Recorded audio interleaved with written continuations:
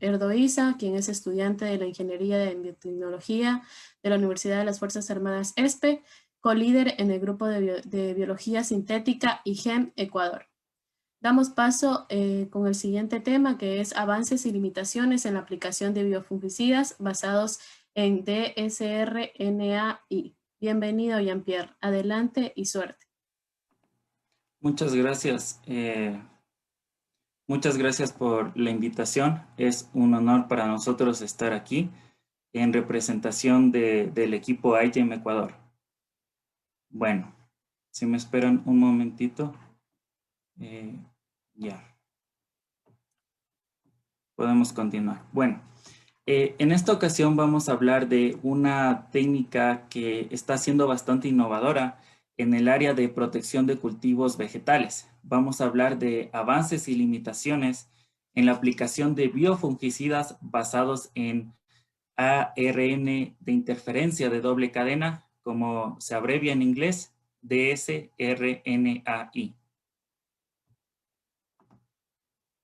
Bueno, como un breve contexto, para hablarles un poco de la agricultura en Ecuador, ¿no es cierto? Sabemos que es un motor de desarrollo. Por dar algunos datos, este sector concentra el 26,8% del empleo del país y también pues aporta un 9% al Producto Interno Bruto. Además, pues esto nos permite afirmar que la agricultura es un pilar fundamental para la economía ecuatoriana. Pero para que siga contribuyendo a esta economía y para que siga pues respondiendo a las exigencias de una población en aumento, ha de responder a ciertos desafíos de manera puntual. Entre estos desafíos están los patógenos vegetales, como ya conocemos, aquellos microorganismos que causan pérdidas en los cultivos.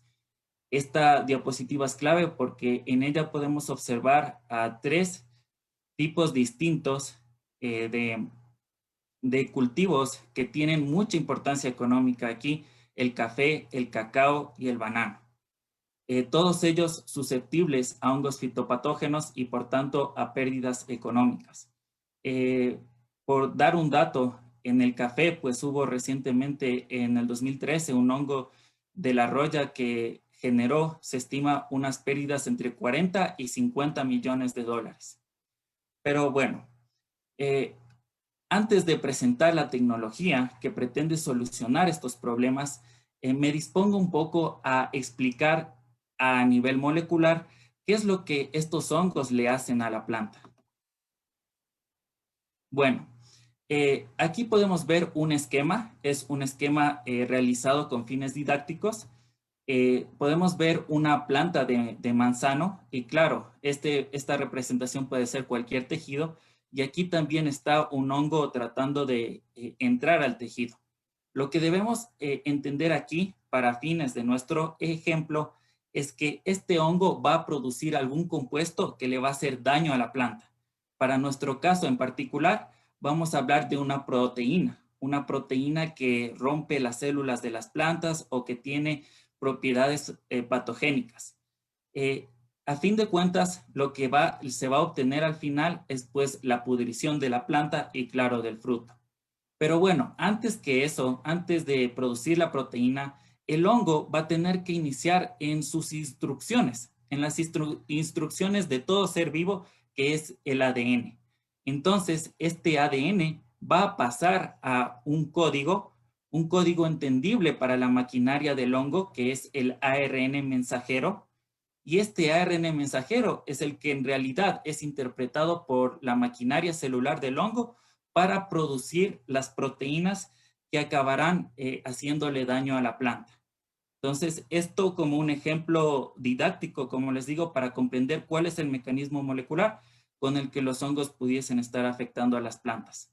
Y quisiera que presten atención a este paso y a esta molécula que es el mRNA, el RNA mensajero, como se llama, pues este va a ser de vital importancia para la explicación consiguiente, y más bien les invito a preguntarse si es que hay algún mecanismo que interfiera justamente con este paso, para evitar que este hongo produzca proteínas que dañen a la planta o cualquier factor.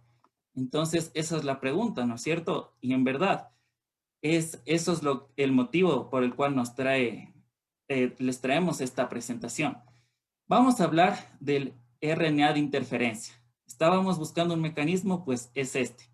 Desde un enfoque de protección de cultivos, el RNA de interferencia es un proceso natural. Sí, está extendido en la mayoría del reino vegetal, se lo puede encontrar en la mayoría de plantas. Bien, entonces, lo que acontece aquí es que este mecanismo de ARN de interferencia va a activarse por una molécula de ARN de doble cadena o dsRNA para bloquear justo el paso que mencionamos anteriormente, el paso de RNA mensajero a proteína. De aquí, lo único que quiero que se lleven es que este mecanismo se encuentra normalmente en las plantas. Es una estrategia que las plantas han desarrollado para defenderse de los patógenos y que se activa con un RNA de doble cadena. Ahora,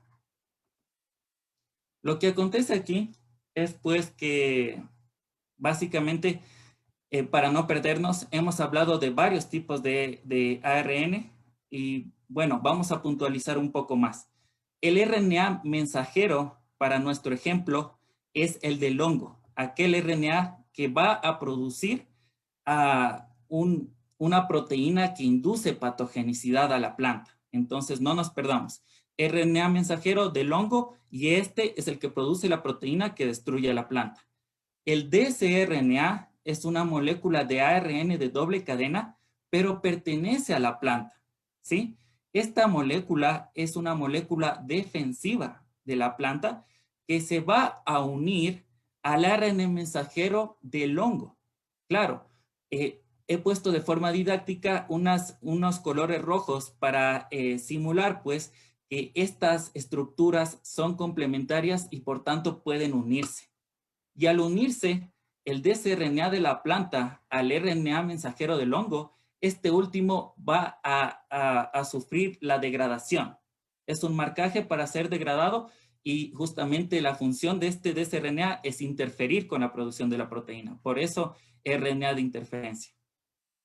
Entonces aquí nomás señalar que, como ya les dije, este mecanismo, el RNA de interferencia, está extendido prácticamente en todas las plantas, pero necesitamos en realidad de sRNAs, estas moléculas de abajo, específicas para cada patógeno. Y no es correcto pensar que todas las plantas tienen dsRNAs específicos para cada patógeno. Al contrario, ciertas plantas tendrán algunos dsRNA específicos para unos y otros específicos para actuar frente a otros, para defenderse frente a unos y defenderse frente a otros. Entonces, ¿de qué depende que tenga un dsRNA para defenderse frente a un patógeno que me está atacando las plagas? Pues si es que esta planta a lo largo de su historia evolutiva ha tenido contacto con algún patógeno relacionado o con algún ancestro, pues puede ser que lo tenga. Pero el caso aquí es puntualizar que esta herramienta es súper efectiva, pero tiene la carencia de que no todas las plantas tienen esta molécula específica para todos los patógenos. Entonces, con esa explicación vamos a estudiar los dos casos. Como les dije, el mecanismo de RNA de interferencia está extendido en las plantas, pero la molécula que lo activa, dependiendo del patógeno, va a estar presente en este caso, en el caso A. Entonces, aquí podemos ver dentro del tejido vegetal una molécula de doble cadena de ARN y pues bueno, ¿qué va a pasar? Esta molécula de doble cadena de ARN se va a procesar, se va a cortar en pequeños pedacitos y claro, estos pequeños pedacitos va a haber uno que, como mencioné antes, va a ser complementario al ARN mensajero del hongo. Se va a unir, se va a pegar.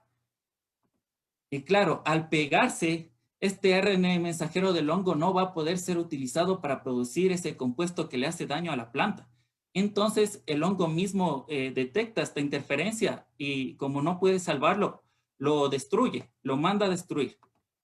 Y al destruirse este paso inicial, pues para producir la proteína que afecta a la planta, tenemos entonces una planta sana, unos frutos sanos, pues no se está produciendo ningún factor que afecte la integridad de la planta. Ahora vamos a estudiar un caso B.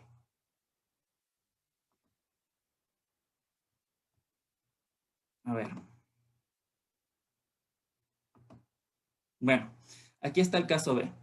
En cuanto al caso B, como les dije, el mecanismo está presente en la mayoría de plantas, pero el dsRNA que prende este mecanismo frente a un patógeno puede variar. La presencia de este puede variar. Ahora, ¿qué pasa si es que en un cultivo nos está atacando un patógeno? Y pues, bueno, esperamos que se defienda así, pero en realidad no tiene esta molécula específica, el dsRNA, para actuar frente a este patógeno. Claro, al no tener esta molécula específica, por más que exista dentro de la planta el mecanismo de RNA de interferencia, no se va a activar. Entonces, si no se activa, claro, vuelve todo al ejemplo inicial en el que les mostraba que la planta es afectada por el hongo. Bueno, si es que no existe esta molécula, entonces, ¿qué hacemos? Nos cruzamos de brazos, perdemos las cosechas o usamos pesticidas, ¿no es cierto? Esa puede ser una opción. Pero debemos saber que los pesticidas tienen grandes riesgos para la salud. La ONU estima que hay cerca de 200,000 muertes al año por envenenamientos con pesticidas, sin pues considerar también los riesgos atribuidos al ambiente y también la creciente preocupación de la resistencia.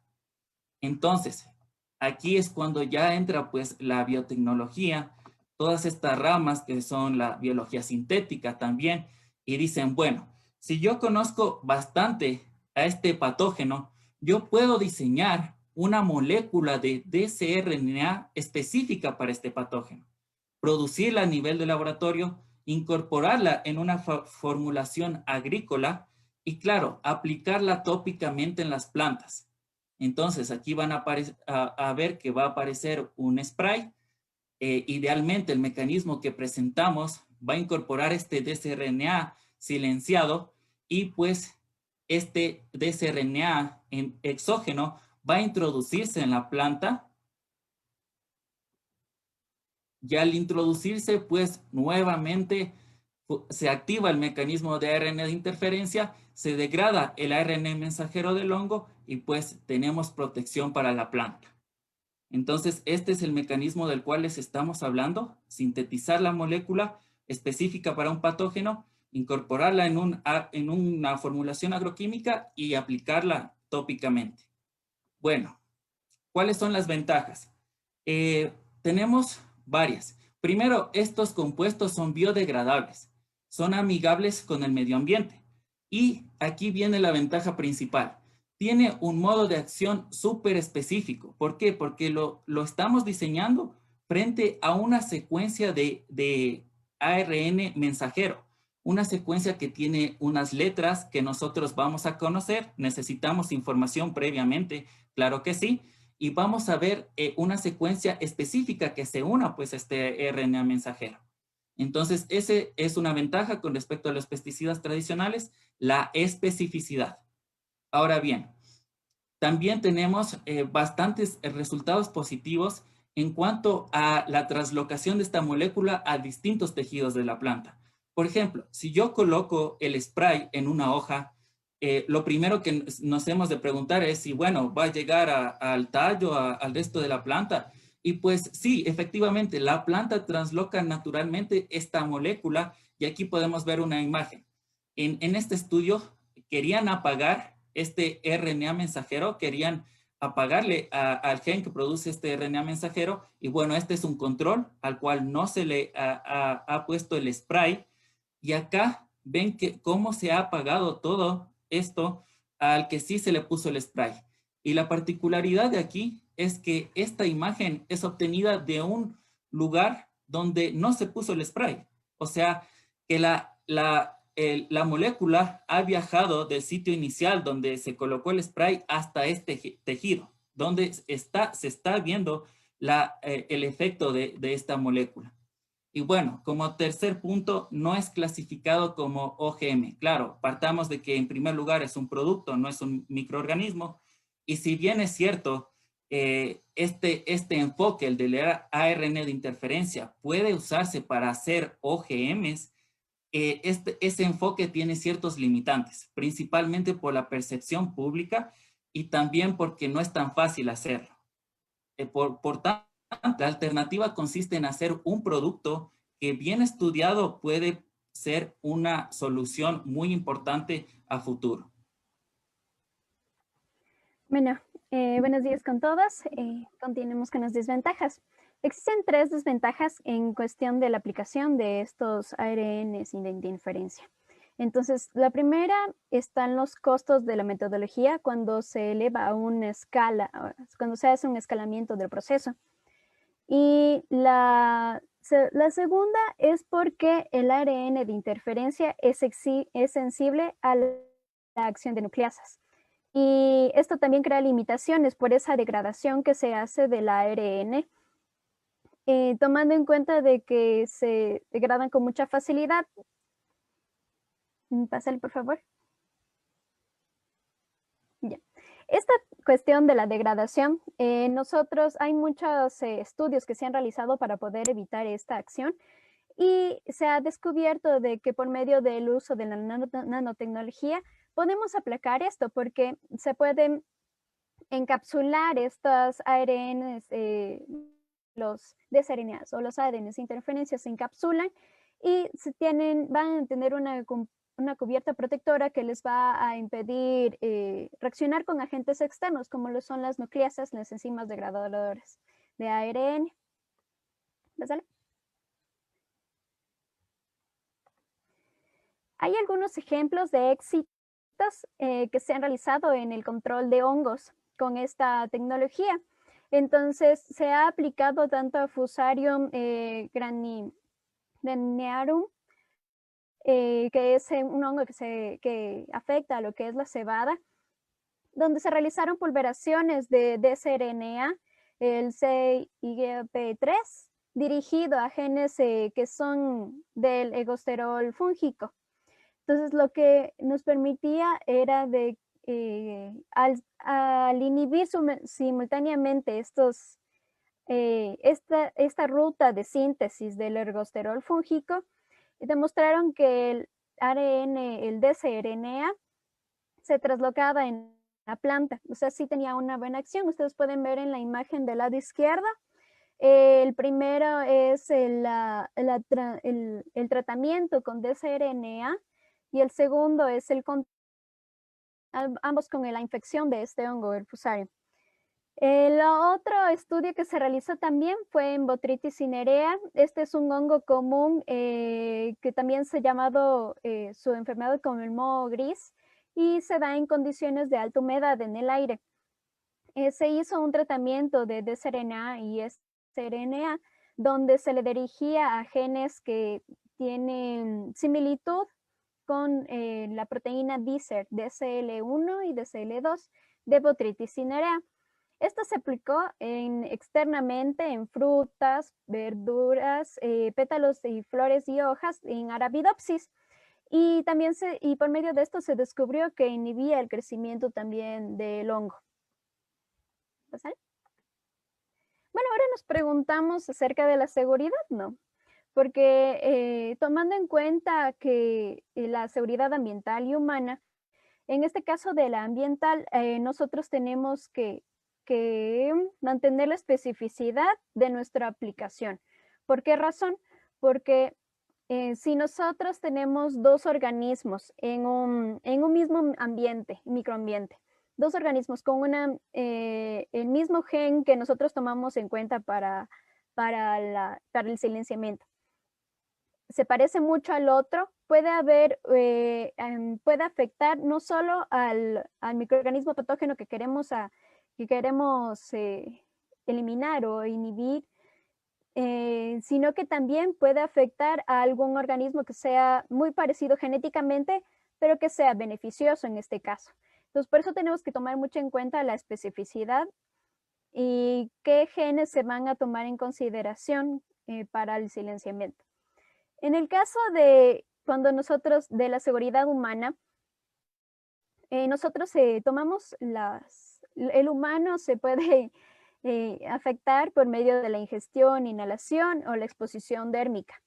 Pero como hay muchas barreras en nuestro organismo para que éste ingrese a lo que es en realidad y nos haga un daño, una afección, no hay mucha relevancia que afecte al ser humano, porque aparte de que de por sí el ARN se degrada muy rápidamente y nosotros hasta en nuestras manos tenemos bastantes nucleasas que enseguida no, degradan este ARN también. Dale, por favor. Bueno, tomemos en cuenta las perspectivas económicas. Hay papers que nos muestran el mercado, el posible mercado de estas aplicaciones, de estas tecnologías. Se dice que en el caso de patentes a nivel mundial, tomando en cuenta el sector público, más del 50% o casi el 50% de patentes son originadas desde Estados Unidos o desde China, imagínense. O sea, que son países bien industrializados y que fomentan igual la innovación.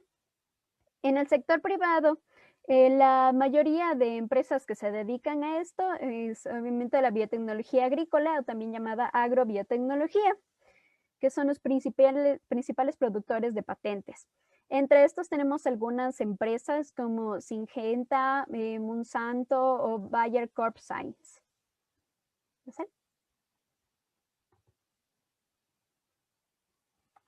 De aquí nosotros tenemos que, ¿se recuerdan? Una de las desventajas era de que el precio es elevado cuando se quiere hacer a una escala mayor en la producción de esta tecnología. Muchas empresas se han dedicado a diseñar métodos de producción menos costosos. Entre ellas se encuentra Greenlight, donde han desarrollado con éxito una plataforma de bioprocesamiento sin células que es capaz de producir secuencias de ARN de una manera totalmente escalable con un bajo costo. Entonces, su plataforma, por ejemplo, nos da un precio de 0.5 dólares por gramo y en relación con las otras técnicas, que es la fermentación, que es $1 por gramo, o la transcripción in vitro, que son $1000 por gramo, imagínense, y la síntesis química, que en cambio son $100,000 por gramo. Entonces, ahí ya vamos, cada vez la tecnología va avanzando y van incrementando los procesos para poder aplacar esta desventaja en la tecnología. Sigamos. ¿Sí? Bueno, como ya nos ha de haber comentado, nosotros somos parte de un equipo que se llama iGEM Ecuador, que pensamos participar en una competencia de biología sintética a nivel internacional, donde nosotros vamos a proponer un proyecto que se base igual en la utilización de los dsRNAs. Nuestro principal problema que queríamos aplacar es que tomemos en cuenta que el Ecuador es uno de los principales exportadores de banana en el mundo y 1 de 3 bananas consumidas en el planeta son producidas en el Ecuador.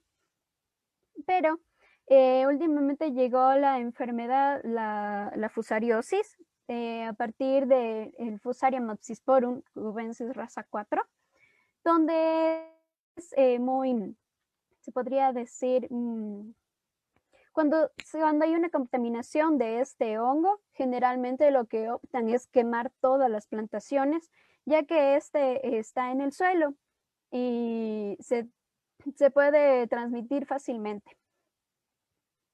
Y listo, nuestro proyecto se basa en... No, espérame un ratito, retrocederle.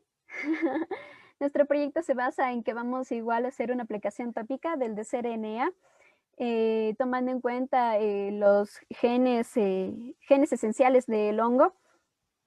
Vamos a hacer una nanoencapsulación para promover igual, evitar lo que es la degradación de RNA y así poder hacer la inhibición de nuestro hongo. Listo, gracias. Bueno, este es el equipo que actualmente necesitamos, es un equipo multidisciplinario. También muchas gracias a todo el equipo también, porque estas ideas y todo lo que hemos construido ha sido en equipo y Y muchas gracias a todos.